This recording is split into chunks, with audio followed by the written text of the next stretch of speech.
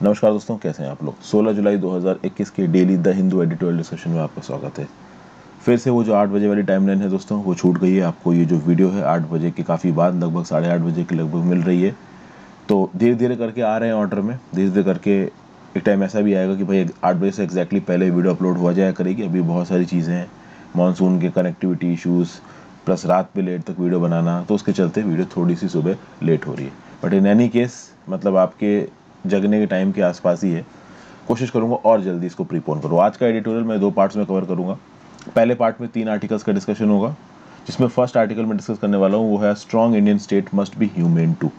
Actually में यहाँ पे फादर स्टैन स्वामी की बात की गई है। फादर स्टैन स्वामी जीजेड पीस थे। नेशनल इन्वेस्टिगेशन एजेंसी ने इनको unlawful activities prevention act UAPA के अंदर चार्ज किया था, भीम गोरेगांव केस के अंदर। 84 साल के थे, पार्किंसन डिजीज से सफ़र कर रहे थे और भी बड़ी से हेल्थ इश्यूज थे इनके। अब चूंकि ये बहुत बूढ़े थे तो एक ह्यूमेन एंगल खंगाला जा रहा था इनकी बेल एप्लीकेशन में, बट इनको बेल डिनाई करती गई, लगातार इनको बेल डिनाई की गई और उसके बाद ये देखने को मिला कि इनकी मृत्यु हो गई है। जब इनकी मृत्यु हो गई तो जो हाईकोर्ट, जो बॉम्बे हाईकोर्ट की बेंच थी, उसने कहीं ना कहीं शॉक दिखाया है इनके डिमाइस पे। बहुत सारे इंटरनेशनल प्लेयर्स हैं जिन्होंने अपने इनके डिमाइस पे शॉक दिखाया है, और इंटरनेशनल प्लेयर्स में कोई छोटे मोटे लोग नहीं है। जैसे फॉर एग्जांपल मैरी लॉरर हैं, ये यूनाइटेड नेशन स्पेशल रिपोर्टर हैं on the situation of human rights defenders, और इन्होंने कहीं ना कहीं साफ साफ ये बोला है कि भाई इंडियन सरकार ने फॉल्स चार्जेस ऑफ टेररिज्म लगाए हैं फादर स्टैन स्वामी के ऊपर। ये कौन बोल रहा है? ये यूएन के special reporter on situation of human rights defenders बोल रहे हैं, मतलब मैरी लॉरर साहब। तो काफ़ी मतलब बड़ा स्टेटमेंट है ये। फिर यूरोपियन यूनियन के special representative for human rights Eamon Gilmore, अब ये मैरी लॉरा जितना तो नहीं बोल रहे हैं एमॉन गिलमोर, बट इनका ये ज़रूर बोलना है कि भाई इंडियन अथॉरिटीज़ के साथ हम इस पर्टिकुलर इशू को लेकर लगातार बातचीत कर रहे हैं।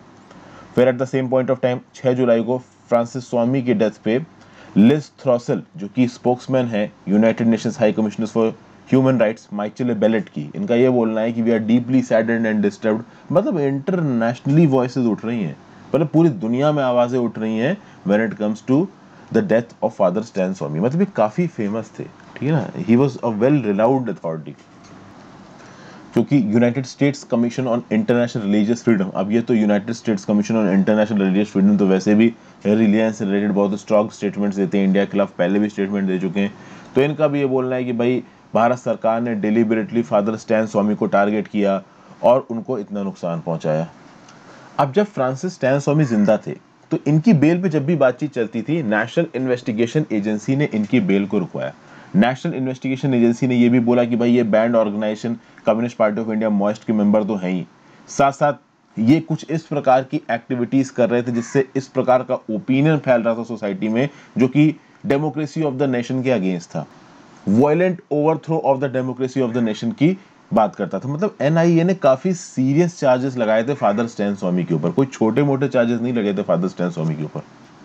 और plus ministry of external affairs ने भी नेशनल इन्वेस्टिगेशन एजेंसी का जो व्यू पॉइंट है उसको सपोर्ट किया। यहाँ पे मिनिस्ट्री ऑफ एक्सटर्नल अफेयर्स का क्या बोलना है कि देखिए, अगर हम किसी पर्टिकुलर इंडिविजुअल के खिलाफ एक्शन लेते हैं तो वहां पे लॉ का वायलेशन हुआ होगा। तो डेफिनेटली यहाँ पे मिनिस्ट्री ऑफ एक्सटर्नल अफेयर्स क्या बोल रही है कि फादर स्टैन स्वामी ने लॉ का वायलेशन किया है, इसीलिए उनके अगेंस्ट एक्शन लिया है। हुआ यहाँ पे लेजिटिमेट एक्सरसाइज ऑफ राइट्स के अगेंस्ट कभी भी एक्शन नहीं होता है। तो हमने जो कुछ भी किया है this is according to the law of the land. ऐसा कुछ नहीं है कि हमने कुछ आउट ऑफ द बॉक्स जाके किसी को बहुत ज्यादा परेशान किया है। जो भी हमारे लॉ में, क्रिमिनल प्रोसीजर कोड में, इंडियन पीनल कोड में लिखा हुआ है उसी के हिसाब से हम चीजें कर रहे हैं। और इसके साथ साथ यहाँ पे मिनिस्ट्री ऑफ एक्सटर्नल अफेयर्स एक बात और बात बोल रही है। 6 जुलाई को मिनिस्ट्री ऑफ एक्सटर्नल अफेयर्स का जो स्टेटमेंट आया इंटरनेशनल क्रिटिसिज्म के अगेंस्ट, यहाँ पे बोला गया कि देखिए इंडिया में एक डेमोक्रेटिक और कॉन्स्टिट्यूशनल पॉलिटी है, और इस पॉलिटी में एग्जीक्यूटिव के साथ साथ एक इंडिपेंडेंट जुडिशरी भी है, नेशनल ह्यूमन राइट्स कमीशन भी है, स्टेट ह्यूमन राइट्स कमीशन भी है।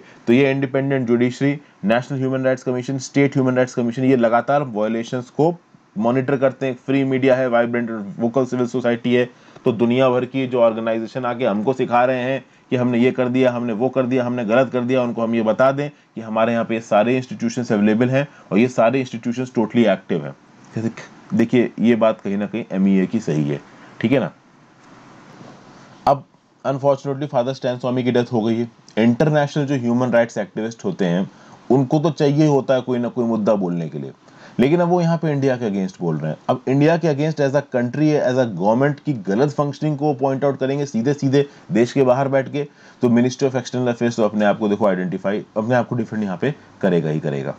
हाँ, फादर स्टैन स्वामी को लेके कुछ पर्टिकुलर इश्यूज हैं जो कि बहुत सीरियस थे, जैसे कि उन्होंने एक पाइप की डिमांड की थी, वो सीधे कप से या ग्लास से पानी नहीं पी सकते थे, तो उनको पाइप की जरूरत थी। तो ये कुछ ऐसी चीजें थी जो उनको सही समय पे अवेलेबल हो जानी चाहिए थी, अवेलेबल हो भी गई थी बाद में। बट ओवरऑल ये जो डेथ हुई है फादर स्टैन स्वामी की, इसमें बस इस बात को लेके काफी ज्यादा क्रिटिसाइज किया जा रहा है हमारी भारत सरकार को कि उनको समय पे बेल नहीं मिल पाई, एनआईए ने उनकी बेल को डिनाई करवाया। But in any way ministry of external affairs को कहीं ना कहीं डिफेंड तो करना ही पड़ेगा अपने आप को। लेकिन यहाँ पे विवेक काटजू जी का अपना एक अलग व्यू पॉइंट है।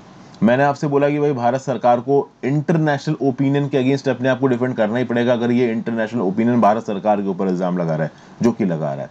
लेकिन यहाँ पे देखिए विवेक काटजू साहब क्या बोल रहे हैं। विवेक काटजू साहब ये बोल रहे हैं कि देखिए हमारी जो डिप्लोमेसी है, हमारी डिप्लोमेसी को इंगेज करना चाहिए इंटरनेशनल लिबरल ओपिनियन के साथ। तो हमारी डिप्लोमेसी में एमईए क्या बोल रही है कि सीधे सीधे जनरल प्रिंसिपल्स को असर्ट कर रही है, जबकि ये इनफ्लेक्सिबल असर्शन सही नहीं है। हमें डोमेस्टिक और ग्लोबल लिबरल ओपिनियन के साथ अपने आप को इंगेज करके अपने पॉइंट को सामने लाना चाहिए। अब ये विवेक काटजू साहब बोल रहे हैं। अब विवेक काटजू साहब जो कुछ भी बोल रहे हैं, अगर भारत सरकार ये करने लगी तो भारत सरकार अपने स्टैंड को डिफेंड करने लगेगी इन इंटरनेशनल ह्यूमन राइट्स के स्पोक्स पर्सन के सामने। और अगर हम सीधे सीधे अपने आप को अगर डिफेंड करने लगेंगे तो हमारी जो पोजीशन है वो कमजोर पड़ जाएगी, भारत सरकार का जो ऑफिशियल रिस्पॉन्स है वो कमजोर की तरह नजर आएगा ओवरऑल। तो ओवरऑल यहाँ पे विवेक काटजू साहब को ये बोलना है कि जो भी इंटरनेशनल अपोजिशन आ रहा है फादर स्टैन स्वामी की डेथ में, उसमें इस प्रकार की जो जनरल स्टेटमेंट्स दे रही है एमईए कि हमारी गलती नहीं है, हम लॉ के हिसाब से काम करते हैं, हमारे यहाँ पे ये इंडिपेंडेंट इंस्टीट्यूशंस हैं, ये जनरल स्टेटमेंट्स काम नहीं आएंगे, हमें इंटरनेशनल बॉडीज के साथ इंगेज करके उनको कन्विंस करना चाहिए। लेकिन मेरे हिसाब से देखिए ये कन्विंसिंग चल नहीं पाएगी। अगर हम इस प्रकार से कन्विंस करने लगे तो ये ऑर्गेनाइजेशंस और चढ़ जाएंगे ऊपर। देखिए फादर स्टैन स्वामी के केस में जो कुछ भी हुआ वो गलत है। हमारा जो क्रिमिनल जुडिशरी सिस्टम है उसमें यही एक प्रॉब्लम है कि केसेस बहुत लंबे समय तक पेंडिंग चलते हैं। तो ऐसे केसेस में बेल के प्रोविजंस बहुत ज़्यादा लिबरल होने चाहिए। अगर ऐसे केसेस में इंसान को बेल नहीं मिलती, और खासकर फादर स्टैन स्वामी जैसे इंसान को जो कि काफ़ी बूढ़े थे, तो ये एक प्रॉब्लमेटिक चीज़ है। बट इस सब चीज़ों का सॉल्यूशन ये नहीं है कि इंटरनेशनल ह्यूमन राइट वॉलेटर्स, मतलब इंटरनेशनल ह्यूमन राइट मतलब ये जो ऑर्गेनाइजेशंस हैं, ये हमारे ऊपर सर चढ़ के हमसे सवाल पूछने लगे कि ये कैसे हो गया, ये कैसे हो गया। ठीक है, जो कुछ भी होना चाहिए हमारे जो लॉ अबाइडिंग जो भी प्रोविजंस है हमारे संविधान के, उनके हिसाब से होना चाहिए, ना कि इंटरनेशनल ह्यूमन राइट्स ऑर्गेनाइजेशन हमारे सामने आके बोले। क्योंकि ये इंटरनेशनल ह्यूमन राइट ऑर्गेनाइजेशन जिन कंट्रीज में बेस्ड है ना, वो कंट्रीज सबसे ज़्यादा ह्यूमन राइट वॉल्यूशन करके आई है पहले से, ये तो आपको खैर पता ही है। नेक्स्ट आर्टिकल हम लोग बात करेंगे interference and investigating officer can do without. देखिए जुडिशरी का, खासकर लोअर जुडिशरी का जो इंटरफेरेंस होता है ना किसी क्रिमिनल इन्वेस्टिगेशन में, ग्राउंड लेवल पे पुलिस ऑफिसर्स क्रिमिनल इन्वेस्टिगेशन करते हैं, और उस क्रिमिनल इन्वेस्टिगेशन में अगर कोई लोअर जुडिशरी इंटरफेयर कर रही है तो वो बहुत प्रॉब्लमेटिक है। और इसी व्यू पॉइंट को आर के राघवन साहब यहाँ पे दे रहे हैं। बहुत अच्छा व्यू पॉइंट है, बहुत अच्छा आर्टिकल है। इस आर्टिकल को बहुत डिटेल में मैं आपके साथ डिस्कस करूंगा। आर के राघवन साहब का आर्टिकल है, फॉर्मर सीबीआई के ये डायरेक्टर भी रह चुके हैं। तो ये article is one of the most important articles today, इसके साथ मैं आपसे बात करूंगा। फिर नेक्स्ट आर्टिकल है ending the impasse. India China के रिलेशंस को लेकर यहाँ पे बातचीत हो रही है। डुशानबे में अभी फिर से मीटिंग होने वाली है जयशंकर साहब के, और ये जो चाइना के आपके फॉरेन मिनिस्टर हैं मिस्टर वांग यी, तो इनके बीच में बात होने वाली है। लेकिन बातचीत के समय पे इंडिया और चाइना का जो ओवरऑल रिश्तों का हिसाब दिख रहा है वो बहुत खराब दिख रहा है। तो ये 3 बेसिक आर्टिकल्स मैं आपके साथ यहाँ पे डिस्कस करने वाला हूँ। अपने चैनल मेंबर्स को स्वागत कर लेते हैं, देखते हैं हमको किसने किसने ज्वाइन किया है। तो गुड बॉय ने हमको ज्वाइन किया है, आदर्श सिंह ऑफिशियल ने हमको ज्वाइन किया है, निक खातून ने हमको ज्वाइन किया, पूनम इंगले ने हमको ज्वाइन किया, सुशी सिंह ने हमको ज्वाइन किया, कोकिला वेगाड़ ने हमको ज्वाइन किया है, देन कादम्बरी साहू ने हमको ज्वाइन किया, आयुषी रमोला ने हमको ज्वाइन किया, कुलप्रीत यादव ने हमको ज्वाइन किया, और वैभव चौहान ने हमको ज्वाइन किया। तो Vaibhav Chauhan, Kulpreet Yadav, Ayushi Ramola, Kadambari Sahu, Kokila Vegad, Sushi Singh, Poonam Ingle, Nick Khatu, Adarsh Singh official and good boy. I welcome you all to my channel. Thank you so much guys for joining. This is your consistent support. इतने सारे लोग जब एक दिन में ज्वाइन कर लेते हैं तो और भी अच्छा लगता है। Thank you so much again once again for joining the channel. I hope आपको मेरे चैनल से कुछ ना कुछ यूजफुल जानने को मिल रहा होगा। तो अब शुरुआत करते हैं हम लोग अपने मेन एनालिसिस की। देखिए पहला आर्टिकल जो फादर स्टैन स्वामी वाला था, उसमें कोई ऐसा बहुत आप कह सकते हो स्टैटिस्टिक दिया हो, या उसमें ऐसा कोई केस लॉ दिया हो सुप्रीम कोर्ट का, या फिर इंटरनेशनल बॉडी का कोई काम दिया हो, इस प्रकार की कोई चीज़ नहीं दी थी। इसलिए मैंने उसको एक जनरल तरीके से आपसे बात की थी। जो फादर स्टैन स्वामी वाला आर्टिकल है, यहाँ पे एक व्यू पॉइंट दिया गया है विवेक काटजू साहब का। ठीक है, व्यू पॉइंट किस चीज में दिया गया है कि भाई एमईए की जो स्टेटमेंट आ रही है इंटरनेशनल क्रिटिसिज्म के अगेंस्ट, वो स्टेटमेंट गलत है, इंटरनेशनल क्रिटिसिज्म के साथ एमईए को एसोसिएट करना चाहिए, ये बोला गया है। अब इस आर्टिकल की यहाँ पे बात करते हैं। यहाँ पे चीजें काफी अच्छी बताई गई। Interference N investigating officer can do without growing instances of judicial interference in an investigation are not only undesirable but also not sanctioned by law। देखिए यहाँ पे क्या बताया जा रहा है। Recently supreme court of India का एक ऑब्जर्वेशन आया है। ऑब्जर्वेशन क्या है, और इस ऑब्जर्वेशन को एक स्पेसिफिक कंटेक्स्ट में बताने की कोशिश कर रहे हैं ऑथर राघवन साहब। पहले कंटेक्स्ट समझ लेते हैं। कंटेक्स्ट ये है कि देखिए हमारे देश में जो ब्यूरोक्रेसी काम करती है, वो ब्यूरोक्रेसी किसको आंसरेबल है? एक लॉफुली इलेक्टेड गवर्नमेंट को आंसरेबल है। हमारे देश का जो संविधान है वो एक स्पेसिफिक तरीके से काम करता है, और इस स्पेसिफिक तरीके में सरकार कैसे चुनी जाएगी, ओवरऑल जुडिशरी कैसे काम करेगी, ब्यूरोक्रेसी कैसे काम करेगी, ये साफ साफ लिखा हुआ है। हालांकि थोड़े बहुत इनोवेशन इन सब चीज़ों में होते रहते हैं। अब इसी के रिस्पेक्ट में दुनिया भर में अगर आप डेमोक्रेसी के एग्जांपल्स देखो, तो जैसे मिनियोपोलिस पुलिस का एक ऑफिसर था डेरेक शॉवन, जिसने जॉर्ज फ्लॉयड को मार दिया, उसको 22.5 साल की सजा दे दी गई। लेकिन अब वहां पे जो कुछ भी डेरेक शॉवन ने किया तो उसको बाकायदे भाई वीडियो रिकॉर्ड किया गया और उसको पूरी दुनिया में टेलीकास्ट किया गया। तो दुनिया ने देखा कि डेरेक शॉवन ने क्या किया, और इंटरनेशनल क्रिटिसिज्म बहुत ज्यादा था। लेकिन अब क्या है कि हर केस में इतना लेवरेज हमारे पास होता नहीं। हर केस में किसने क्राइम किया किसने क्राइम नहीं किया वो हमें पता नहीं चल पाता। हर चीज की ऑनलाइन रिकॉर्डिंग तो होती नहीं है। तो कई बार क्या होता है कि ग्राउंड लेवल पे जो पुलिस ऑफिसर्स होते हैं उनको अपने एक्यूमेंट से, अपने क्रिमिनल एक्यूमेंट तो नहीं बोलना चाहिए, क्रिमिनल को पकड़ने वाला जो एक्यूमेंट होता है उससे ये ग्राउंड लेवल के जो पुलिस ऑफिसर्स होते हैं वो एक्यूज्ड को पकड़ने की कोशिश करते हैं, जिसने गलत काम किया उसको पकड़ने की कोशिश करते हैं। इसमें एक प्रॉपर आप कह सकते हो कि इन्वेस्टिगेशन होता है, सब कुछ होता है। कभी कभी देखा जाता है कि इस इन्वेस्टिगेशन में बहुत ज्यादा इंटरफेरेंस किया जाता है। अब यहाँ पे खास बात यह है कि जब भी इन्वेस्टिगेशन करती है ग्राउंड लेवल पे पुलिस, उस पुलिस के पास कुछ पावर होनी चाहिए। अब जब पुलिस के हाथ में पावर आती है तो कुछ गड़बड़ चीजें भी आती हैं। एक गड़बड़ चीज मिनियापोलिस ने की, जब डेरेक शॉवन ने जॉर्ज फ्लॉयड के गर्दन के ऊपर अपनी कोहली रख के उसको मार दिया। इंडिया में भी ऐसे बहुत से एपिसोड्स हुए हैं। इंडिया में सतनकुलन नाम की जगह है तमिलनाडु में। जून 2020 में एक 58 साल का पिता और उसके 31 साल के बेटे को जबरदस्ती थाने में बंद करके पुलिस वालों ने इतना मारा कि उनकी मौत हो गई, और इसका बहुत पब्लिक आउटक्राई हुआ। तो उस समय इस चीज को बहुत अपोज किया गया था। मैंने भी न्यूज में कवर किया था। इनफैक्ट सभी लोग उस समय भी न्यूज कवर करते थे। अगर आप मई 2020 की न्यूज आपको याद हो तो मतलब कुछ ऐसा हुआ था कि कोरोना के चलते लॉकडाउन था और इन दो माँ बाप ने जो शॉप्स थी वो शॉप्स खुली रख रखी थी। तो पुलिस वाले इन बाप बेटे को पकड़ के ले गए और बाद में कुछ ऐसा हुआ जेल में कि इनको मार दिया गया। मोस्ट प्रॉब्ली इनके साथ टॉर्चर किया गया था।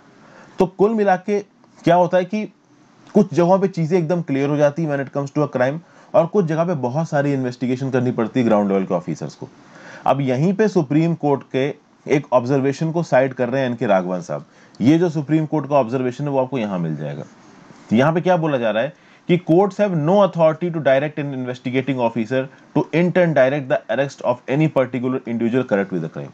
ऐसा होता है ना, कभी कभी जो सबऑर्डिनेट जुडिशियल ऑफिसर्स होते हैं जो स्टेट में डिस्ट्रिक्ट कोर्ट के नीचे काम करते हैं, वो अक्सर कर क्या करते हैं कि पुलिस ऑफिसर्स को बुलाएंगे, इंस्पेक्टर को बुलाएंगे, सब इंस्पेक्टर को बुलाएंगे, कभी कभी हाई कोर्ट भी बुलाती है, और बुला के ये लोग पुलिस वालों से सवाल करते हैं कि यार इस पर्टिकुलर केस में तुमने इसको अरेस्ट कर लिया, इस पर्टिकुलर केस में तुमको इसको अरेस्ट कर लिया, तुमको इसको नहीं इसे अरेस्ट करना चाहिए था। इस प्रकार की चीजें काफी होती हैं। देखिए एक इन्वेस्टिगेटिंग ऑफिसर को रिस्पॉन्सिबिलिटी दी गई है कि वो ग्राउंड लेवल पे क्राइम की हैंडलिंग करेगा। तो जब वो ग्राउंड लेवल पे क्राइम की हैंडलिंग कर रहा है तो जुडिशरी को वहां पे इंटरफेयर नहीं करना चाहिए। खासकर जो सबऑर्डिनेट जुडिशरी होती है, ये कौन से बेसिस पे ये बोल रही है किसी पुलिस ऑफिशियल से कि तुमको इसे अरेस्ट करना चाहिए, इसको अरेस्ट नहीं करना चाहिए? देखिए यही लिखा हुआ है कि भाई कई बार ये जो कोर्ट्स हैं वो पुलिस ऑफिसर्स को बोली करते हैं कि तुमने एक्स को क्यों अरेस्ट किया, तुमने वाई को क्यों नहीं अरेस्ट किया। ये क्रिमिनल जस्टिस एथिक्स के रूट्स के ऊपर एक आप कह सकते हो कि अटैक है। इंग्लिश ज्यूरिस्प्रूडेंस में देखिए सीधी सीधी बात यहां पे बताई गई है, आप किसी को भी अरेस्ट कर रहे हो तब तक वो गिल्टी नहीं माना जाएगा जब तक उसका क्राइम प्रूव नहीं हो जाता, जब तक उसको कोर्ट ऑफ लॉ में खड़े होकर कन्विक्ट नहीं किया जाता। और जब उसको कन्विक्ट कर लिया जाएगा तब उसको गिल्टी माना जाएगा। अब खास बात यह है कि जब ग्रास रूट लेवल पे एक पुलिस पर्टिकुलर पर्सन काम कर रहा है तो उसके काम करने के तरीके में आपको इंटरफेयर नहीं करना चाहिए। उसने किसी को अरेस्ट किया, वो उसके खिलाफ इन्वेस्टिगेशन कर रहा है, उसमें कोई एक सबऑर्डिनेट जुडिशरी ऑफिसर्स को बुला के बोल रहा है कि तुमने इसको क्यों अरेस्ट किया, उसको अरेस्ट करना चाहिए था। तो ये पुलिस के काम करने के तरीके के बीच में आप कह सकते हैं इंटरफेरेंस है, और ये इंटरफेरेंस बिल्कुल भी सही नहीं है। This is wrong. यहाँ पे ऑथर का ये बोलना है कि देखिए हमारा जो कोड ऑफ क्रिमिनल प्रोसीजर है उसमें साफ साफ ये लिखा हुआ है कि कैसे पूरा का पूरा काम होगा। एक इन्वेस्टिगेटिंग ऑफिसर की क्या क्या रिस्पॉन्सिबिलिटीज होती हैं, वो कैसे अरेस्ट और सर्चेस के डिसीजन लेता है। और ऐसा नहीं है कि पुलिस में कोई पर्टिकुलर इंडिविजुअल, एक इंडिविजुअल आपका इंक्वायरी कर रहा होता है। अक्सर अगर हमको टीवी पिक्चरों में क्या दिखाया जाता है कि एक इंस्पेक्टर है, वही ग्राउंड लेवल पे घूम के सब कुछ कर रहा है, लेकिन एक पूरी की पूरी हायरार्की होती है। उस इंस्पेक्टर की रिपोर्टिंग एक असिस्टेंट कमिश्नर को होती है, असिस्टेंट कमिश्नर की रिपोर्टिंग किसी ज्वाइंट कमिश्नर को होगी, उस इंस्पेक्टर के नीचे एक सब इंस्पेक्टर काम कर रहा होगा। तो किसी एक पर्टिकुलर केस में 3-4 हायरार्की के लोग इन्वॉल्व होते हैं, और कोई बहुत बड़ा केस होगा तो उसमें एडिशनल कमिश्नर या चीफ कमिश्नर भी इन्वॉल्व होगा। डेली के बेसिस पे फोन करके पूछता होगा इंस्पेक्टर्स की भाई तुमने क्या किया, तुमने क्या किया। तो खास बात यहाँ पे क्या बताई जा रही है, बताया ये जा रहा है कि भाई डे टू डे इन्वेस्टिगेशन में पुलिस को ही काम करने देना चाहिए, कोर्ट का इंटरफेरेंस नहीं होना चाहिए। और यही व्यू पॉइंट यहाँ पे सुप्रीम कोर्ट ने दी है। सुप्रीम कोर्ट ने ये दिया है कि भैया ये जो छोटी कोर्ट्स हैं अरेस्ट और सर्चेज में समय समय पर अगर इंटरफेयर करेंगे वो बिल्कुल सही बात नहीं है। पुलिस में एक वेल स्टैब्लिश्ड हायरार्की होती है और उस हायरार्की के हिसाब से वो क्रिमिनल इन्वेस्टिगेशन करते हैं। ये उनकी ड्यूटी है कि वो हर इन्वेस्टिगेशन को लॉफुली और इम्पार्शियली देखें। और अगर मान लो उन्होंने कुछ गलती की है तो उसके लिए एक्सटर्नल प्रेशर के अच्छे खासे आप कह सकते हो एवेन्यूज हमारे संविधान में, हमारे इंडियन पिनल कोड में, सीआरपीसी में दे रखे हैं। यहाँ पे कोर्ट्स की इंटरफेरेंस बिल्कुल भी नहीं है। किसी भी कोर्ट की इंटरफेरेंस तब होनी चाहिए जब साफ साफ तौर पे एक पुलिस वाला इंडिफरेंस कर रहा हो, मालफिशंस कर रहा हो, ये बात सीधे सीधे दिखाई पड़ रही हो, तो ही यहाँ पे इन्वॉल्वमेंट होना चाहिए। ओके, फिर एफआईआर के बारे में बात बताई जा रही है। देखिए एफआईआर एक आप कह सकते हैं लीगली बाइंडिंग चीज है। मान लीजिए आप पुलिस स्टेशन में जाते हो और आपके खिलाफ अगर कुछ गलत हुआ उसकी रिपोर्टिंग अगर आप पुलिस को करते हो तो पुलिस को एफआईआर तो देखिए फाइल करनी ही पड़ेगी, ठीक है ना, दैट इज मैंडेटरी। ओके, ये कोई चैरिटी नहीं है। कभी कभी एफआईआर गलत बेसिस पे भी फाइल होती है, ऐसा नहीं कि एफआईआर हमेशा सही है, बट चूंकि नियम है तो भाई एफआईआर अगर आपके पास आई है तो फाइल आपको करनी ही पड़ेगी। अगर किसी पुलिस स्टेशन के पास कोई कंप्लेन आई है तो under relevant sections of the statute, चाहे सीआरपीसी हो, आईपीसी हो, आपको कंप्लेन फाइल करनी पड़ेगी। कभी कभी ये कंप्लेन गलत बेसिस पे फाइल की जाती है तो वो काम करना किसका काम है, पुलिस का काम है अपने इन्वेस्टिगेशन के दौरान। तो कुछ लोग यहाँ पे व्यू पॉइंट रखेंगे, ठीक है आप सीधे सीधे बोल रहे हो कि जुडिशियल इंटरफेरेंस नहीं होना चाहिए पुलिस के काम में। तो अगर पुलिस ऑफिसर गलत कर रहा हो, अगर पुलिस ऑफिसर करप्शन कर रहा हो, अगर वो गलत तरीके से अपनी इन्वेस्टिगेशन कर रहा हो तो उस केस में क्या किया जाएगा। तो उस केस में देखिए 3-4 चीजें हैं। फर्स्ट ऑफ ऑल, अगर किसी भी केस में एफआईआर फाइल हुई है तो उस एफआईआर की एक डायरी मेंटेन करनी पड़ती है पुलिस वालों को, और इस डायरी में डेली बेसिस पे स्टेटमेंट्स को मेंशन करना पड़ता है। तो किसी भी पर्टिकुलर केस में क्या प्रोग्रेस हुई है इस चीज की डायराइजेशन होता है पुलिस स्टेशन में। तो पुलिस स्टेशन में एक डायरी अवेलेबल होगी, एक पर्टिकुलर केस में क्या इन्वेस्टिगेशन हुआ, किसको गिरफ्तार किया गया, किससे क्या क्या स्टेटमेंट लिया हुआ, किसके कौन सा नार्को टेस्ट कराया गया, ये सब उस डायरी में एंट्री होती है। तो जब एक फर्स्ट इंफॉर्मेशन रिपोर्ट की डेली बेसिस पे डायरी अपडेट हो रही है तो अगर कोर्ट्स को लगता है कि किसी एक पर्टिकुलर इंडिविजुअल ने पुलिस वाला गलत तरीके से काम कर रहा है तो पुलिस वाला जो कोर्ट है वो उस डायरी को मंगवा सकते हैं, उस डायरी में से कंटेंट देख सकते हैं और उसके बेसिस पे डायरेक्ट कर सकते हैं कि भाई ये सही हुआ, ये गलत हुआ, इसको ऐसे ठीक करो। सीधे सीधे आप इंटरफियर करके ये बोलो कि नहीं भाई तुम इसको अरेस्ट करो, इसको छोड़ दो, उसको अरेस्ट करो, इसको छोड़ दो, वो देखिए सही नहीं है। तो यहाँ पे एंड में ऑथर ने ये भी बोला है कि ऐसा नहीं है कि पुलिस ऑफिसर्स हर केस में सही होते हैं, ऐसा नहीं है कि पुलिस ऑफिसर डिसऑनेस्ट नहीं होते। बहुत सारे ऐसे डिसऑनेस्ट पुलिस ऑफिसर्स भी हैं जो पैसे लेके कैदियों को छोड़ देते हैं। बट इसका मतलब ये नहीं है कि आप सबको डिसऑनेस्ट कैटेगरी से देखने लगोगे, आप सबको कहते हैं ना कि एक गलत काम करने वाले पुलिस वाले की हैसियत से देखने लगोगे। क्योंकि अगर आप इस तरीके से देखने लगे तो जो ऑनेस्ट ऑफिसर सही तरीके से अपना काम करना चाह रहे हैं वो भी काम नहीं कर पाएंगे। तो ये पॉइंट्स यहाँ पे बताए गए, काफी अच्छा व्यू पॉइंट था जो कि मैंने आपके साथ यहाँ पे डिस्कस किया। नेक्स्ट आर्टिकल चलते हैं, ending the impasse, India China can not put the distrust of the past behind without resolving the border issue. भैया इंडिया चाइना के रिलेशंस हद से ज्यादा खराब हो गए हैं, बद से बदतर हो गए हैं। जो एलएसी पे है इश्यूज हैं वो अनरिजॉल्व है, और जिस हिसाब का हिसाब लग रहा है लगता नहीं है कि ये इश्यूज रिजॉल्व होने वाले हैं। दोनों साइड ऑफ द एलएसी पे हजारों की तादाद में सोल्जर्स डिप्लॉयड हैं, और इसी रिस्पेक्ट में ड्यूशानबे में एक्सटर्नल अफेयर्स मिनिस्टर जयशंकर साहब और चाइनीज एक्सटर्नल अफेयर्स मिनिस्टर वांग यी, इनकी मीटिंग होने वाली है। अब ये मीटिंग काफी इंपॉर्टेंट लग रही है। लास्ट मीटिंग इनकी मॉस्को में हुई थी सितंबर 2020 में, और गलवान वैली क्लैश के बाद हुई थी। उस समय पे पैंगोंग लेक के साउथ बैंक पे सिचुएशन बहुत खराब थी। सिचुएशन अभी भी लद्दाख की कोई बहुत अच्छी नहीं है, उस समय पे थोड़ा ज्यादा ही खराब थी। कैलाश रेंज के आसपास आर्टिलरी डेमोन्स्ट्रेशन बिल्कुल मतलब पास पास हो रखा था, कुछ गोलियां भी चल चुकी थी हवा में। किसी भी समय ऐसा लग रहा था कि जंग से छिड़ जाएगी, लड़ाई से छिड़ जाएगी, बट एक्चुअली में लड़ाई हुई नहीं। तो उस समय पे क्या था कि इंडिया वालों को भी अर्जेंसी थी डिसंगेजमेंट की, चाइना वालों को भी अर्जेंसी थी। लेकिन जैसे ही गलवान वैली में और जैसे ही पैंगोंग लेक में इश्यूज रिजॉल्व हो गए, उसके बाद से ये देखा जा रहा है कि चाइना वाले अब बाकी जगहों को इश्यूज को रिजॉल्व ही नहीं करना चाहते हैं। ना वो देपसांग में पीछे हट रहे हैं, ना वो देमचौक में पीछे हट रहे हैं, ना ही वो गोगरा में पीछे हट रहे हैं, और ना ही वो हॉट स्प्रिंग्स पे पीछे हट रहे हैं। तो पैंगोंग सो और गलवान वाली इंसिडेंट्स को तो इन्होंने सॉल्व कर दिया, और ये जो 4 जगहें थी, देपसांग, डेमचौक, गोगरा और हॉट स्प्रिंग, ये खाली पड़ी हुई, मतलब इनके ऊपर कोई बातचीत हो ही नहीं रही। यहाँ पे वाले जो एलएसी वाला इलाका था, अनआइडेंटिफाइड जोन था, उसके अंदर चाइना घुस के बैठ गया है, और लगता है वो वहीं घुस के बैठा रहना चाहता है। तो इस दुशानबे की मीटिंग से पहले दोनों लीडर्स की स्टेटमेंट से साफ साफ बातें पता चल रही हैं कि परसेप्शन अलग है। जयशंकर साहब ये साफ साफ बोल रहे हैं कि भाई अगर ये बॉर्डर की सिचुएशन अनरिजॉल्व रहती है तो रिलेशनशिप पे विजिबल इम्पैक्ट आएगा। ओवरऑल रिलेशनशिप जब तक बॉर्डर की प्रॉब्लम सॉल्व नहीं होती अच्छी नहीं हो सकती है। At the same point of time Wang Yi क्या बोल रहे हैं? वांग बोल रहे हैं कि अरे भाई बाउंड्री डिस्प्यूट चल रहा है, उसके ऊपर हम बात कर तो रहे हैं, बाकी रिलेशंस तो अच्छे रखो। तो मतलब वांग ही इतने शाणे हैं ये चाइना वाले, दुनिया को बेवकूफ समझते हैं। इनका क्या बोलना है कि भाई बाउंड्री डिस्प्यूट पे तो बात चल ही रही है, इससे आप दूसरी चीजों को क्यों खराब कर रहे हो? इकोनॉमिक रिलेशंस चलने दो, इकोनॉमिक रिलेशंस हम अच्छे कर तो रहे हैं, बाउंड्री डिस्प्यूट पे बात होने लगेगी। मतलब वांग यी और चाइना की एडमिनिस्ट्रेशन का जो स्टैंड है वो साफ साफ ये बता रहा है कि बॉर्डर तो अब यही रहने वाला है, बाकी चीजों पे हम लोग बात करते हैं, इसको साइड हटा दो। कुल मिला के अब चाइना का प्लान यहाँ पे क्या है? चाइना का प्लान ये है कि आर्मी डिप्लॉय करके रखो, 1-2 साल 3 साल 5 साल ऐसे आर्मी डिप्लॉयड रहेगी, बाद में कभी ना कभी भारत सरकार भी इस बात को मान जाएगी कि ठीक है भाई ये इलाका चाइना का है, अब हम इसमें नहीं जाएंगे। देखिए बाउंड्री डिस्प्यूट्स में ऐसा होता है, जब भी कहीं इंक्रोचमेंट होती है और आप किसी दूसरे के इलाके में घुस के बैठ जाते हो, तो उसमें 2 ऑप्शंस होते हैं जिसके इलाके में घुसा गया है, या तो वो अटैक करके पुश बैक करे, दूसरा ये होता है कि भाई वो बस नेगोशिएट करता रहे। अभी नेगोशिएशन में क्या होता है कि जो इंट्रूडर है, जो कि दूसरे टेरिटरी में घुस गया है, अगर उसने अपने फोर्टिफिकेशन को सीज कर लिया तो फिर वो इलाका उसका हो गया डी फैक्टो।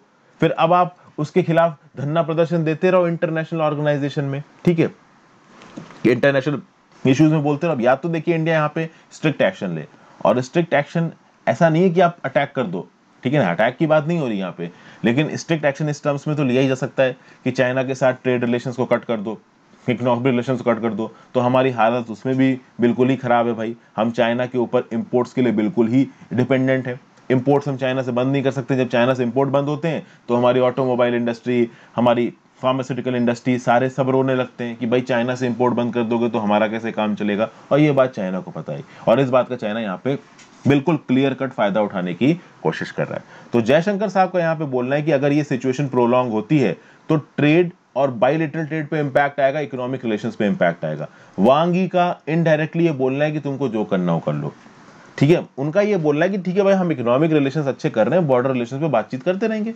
अभी बातचीत का मतलब ये है कि जिस जगह पे चाइना घुस के बैठ गया है उस जगह पे वो घुस के बैठा रहेगा, वो वहां से पीछे हटने वाला देखिए है नहीं। तो कुल मिला के साफ बात यह है कि जो स्टेटस को अप्रैल 2020 में चाइना ने बदल दिया था, उसको रीइंस्टेट करने के फेवर में चाइना यहाँ पे बिल्कुल भी नजर नहीं आ रहा है। 2 जगहों पे चीजें सॉल्व हुई हैं, गलवान वैली में सॉल्व हुई हैं, पैंगोंग सो में सॉल्व हुई हैं। और मैं आपको बता दूं, गलवान वैली का इशू अभी भी आम जनता के सामने क्लियर नहीं है। ये श्योक नदी है, ये आपकी गलवान वैली है, इधर पहाड़, आगे जाके गलवान वैली ऐसे घूमती है। तो इंडिया पोस्ट यहां थी, चाइनीज पोस्ट यहां थी। अब चाइनीज पोस्ट कितना आगे आ गई है इसके बारे में भी जानकारी नहीं है। ओके, श्योक नदी क्रॉस करके, श्योक नदी के ऊपर पता है कि हमारा आर्मी की सेना, मतलब हमारी आर्मी ने एक पुल भी बना रखा है। कुछ लोगों ने तो बोला चाइनीज सेटलमेंट यहां तक आ गई है। अब कहां आके बैठी चाइनीज सेटलमेंट, ये बातों में बारे में ज्यादा क्लियर जानकारी है नहीं, वो तो ऑन ग्राउंड ऑफिसर्स को ही पता होगा। तो कुल मिला के ये जो बॉर्डर क्राइसिस है, ये बॉर्डर क्राइसिस बहुत एक्यूट है। हम लोग जो डेली लाइफ में जिंदगी जी रहे हैं, अपनी तैयारी वगैरह कर रहे हैं, हम यहाँ बैठे बैठे सोच नहीं सकते बॉर्डर क्राइसिस कितनी एक्यूट है। अब इस एक्यूट बॉर्डर क्राइसिस पे सरकार भी ज्यादा ध्यान नहीं लेके जाना चाहती है, क्योंकि इस बॉर्डर क्राइसिस पे अगर लोगों का ध्यान चला गया तो सरकार की पोजीशन काफी गड़बड़ा जाएगी और प्रेशर में सरकार पे ठीक तरीके से काम नहीं कर पाएगी। ठीक है, क्योंकि इलेक्शन प्रेशर आ जाएगा यहाँ पे, सरकार का ये हो जाएगा कि भाई चाइना हमको हरा के चला गया, तो अब चाइना हमको हरा के चला गया ये तो एक बहुत मेजर मुद्दा हो जाएगा, इलेक्शन ही हार जाएगी सरकार, तो सरकार फिर हो सकता है कि हैफेजेड वे में ये जल्दी जल्दी में कोई डिसीजन ले ले, कोई छोटा मोटा मिनी कॉन्फ्लिक्ट शुरू हो जाए चाइना के साथ, वो भी हमारे फेवर में नहीं है। कुल मिला के सेकेंड वेव थर्ड वेव में ही हम कोरोना वायरस में इतने गिरे हुए हैं कि ये बॉर्डर इश्यूज पे हमारा ध्यान ही नहीं जा रहा है। तो LAC पे हालत बहुत खराब है, फुल रेस्टोरेशन ऑफ पीस की जरूरत है, डी एस्केलेशन की जरूरत है। लेकिन देखिए चाइना जैसी कंट्रीज के साथ ना ही आप फुल रेस्टोरेशन ऑफ पीस की उम्मीद कर सकते हो और ना ही डी एस्केलेशन की उम्मीद कर सकते हो। तो कुल मिला के चाइना जिन जगहों पे घुसा है उससे पीछे अपने आप तो जाने वाला है नहीं, आप पीछे ढकेल दो तो ढकेल दो, अभी कैसे ढकेलोगे ये अपने आप में मुश्किल बात है। तो ये था analysis. Thank you for watching friends, जल्दी ही मैं दूसरी वीडियो लाके इस लेक्चर को कंप्लीट करूंगा। Have a great day.